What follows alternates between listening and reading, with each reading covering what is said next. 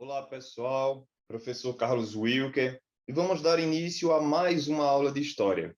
Quero cumprimentar aqui o nosso intérprete, o Danley, e hoje vamos falar sobre a desagregação do Império Romano, ou seja, a queda do Império Romano do Ocidente. Então, vamos lá?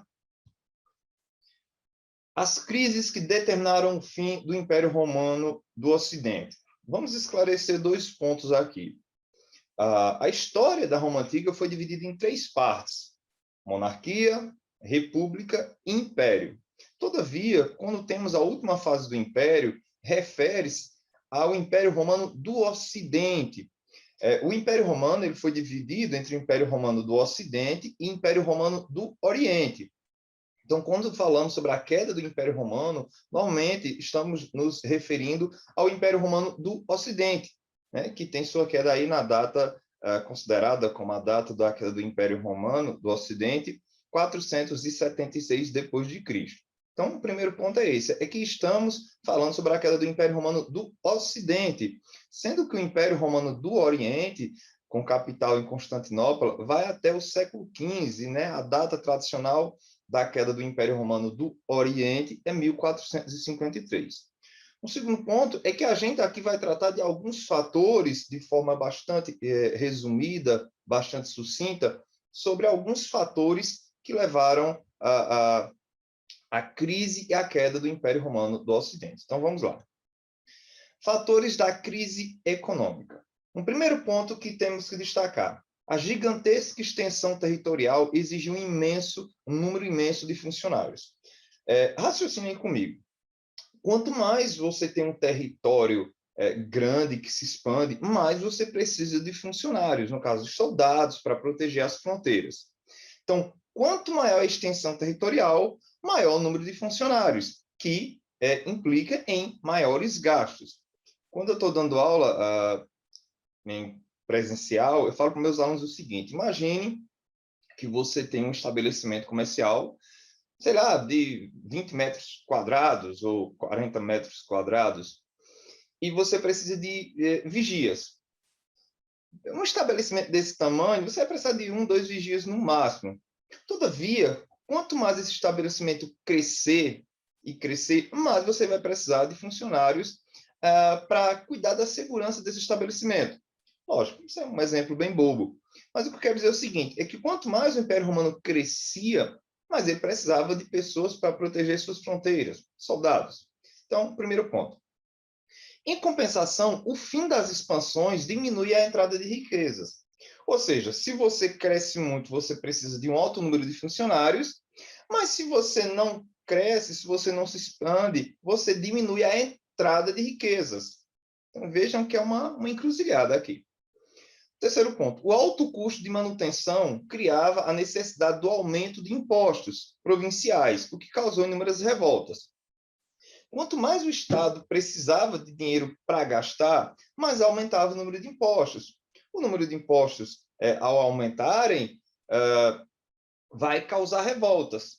Então, você vê que o Império Romano ele começa a entrar meio que num beco sem saída.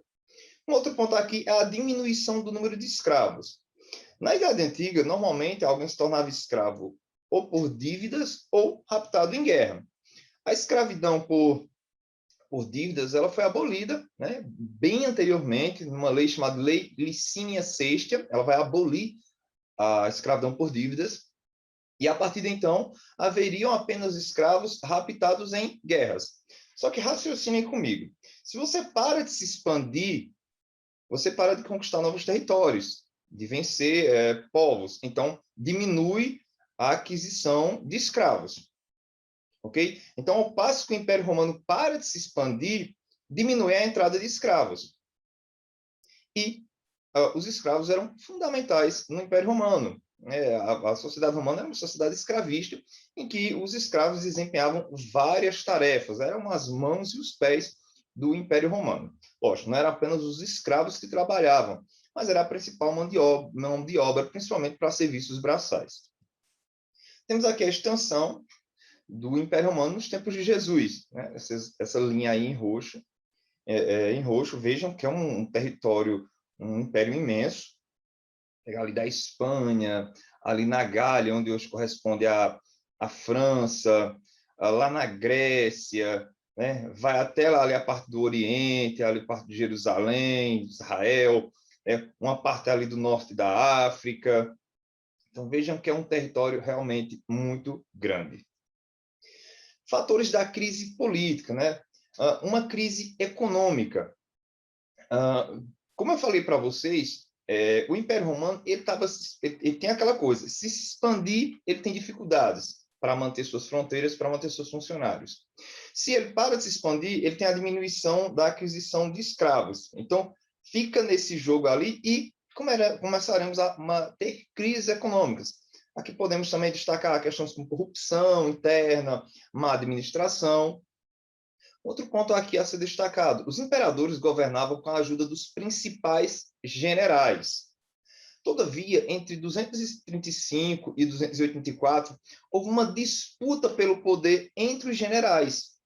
Começa a haver uma queda de braço ali entre os generais, o que vai enfraquecer o poder do imperador. Inclusive, alguns imperadores foram assassinados.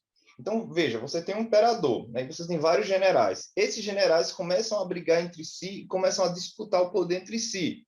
Enfraquece o poder do imperador e, ao mesmo tempo, alguns vão querer tomar o poder desse imperador. E, como a gente já viu aqui, alguns imperadores chegam a ser assassinados.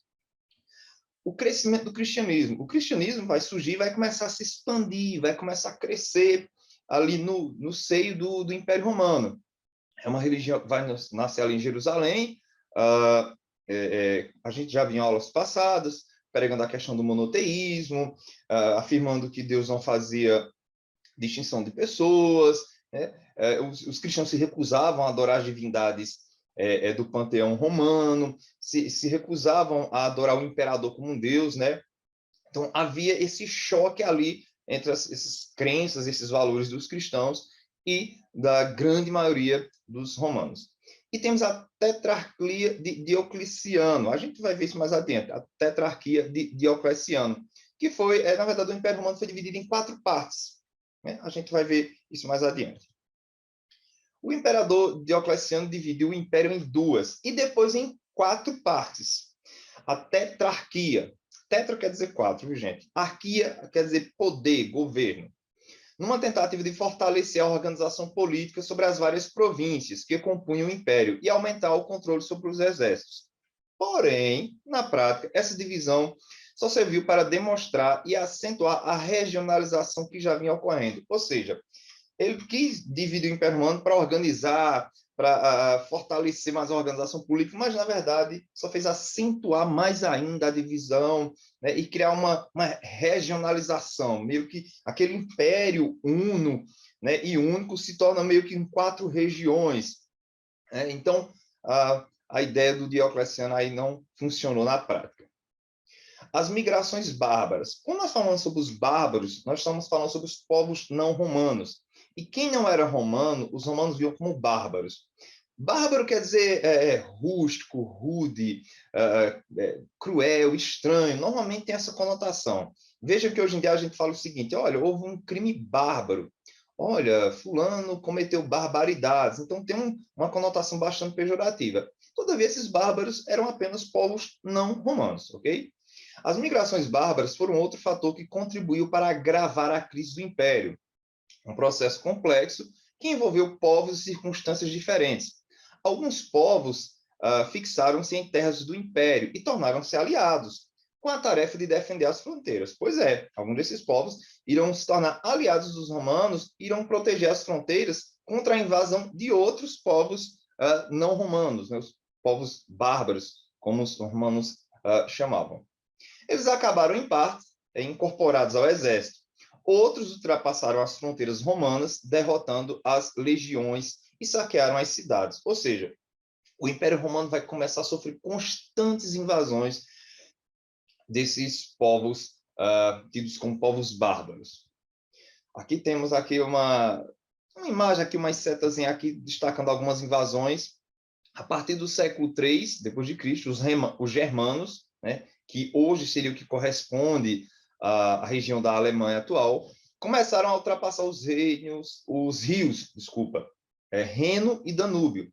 No século XV, as invasões tornaram-se mais violentas devido à pressão dos hunos, que eram um desses povos, um povo guerreiro, um povo aguerrido, que vai adentrar as fronteiras do Império Romano. Não apenas os hunos, outros também.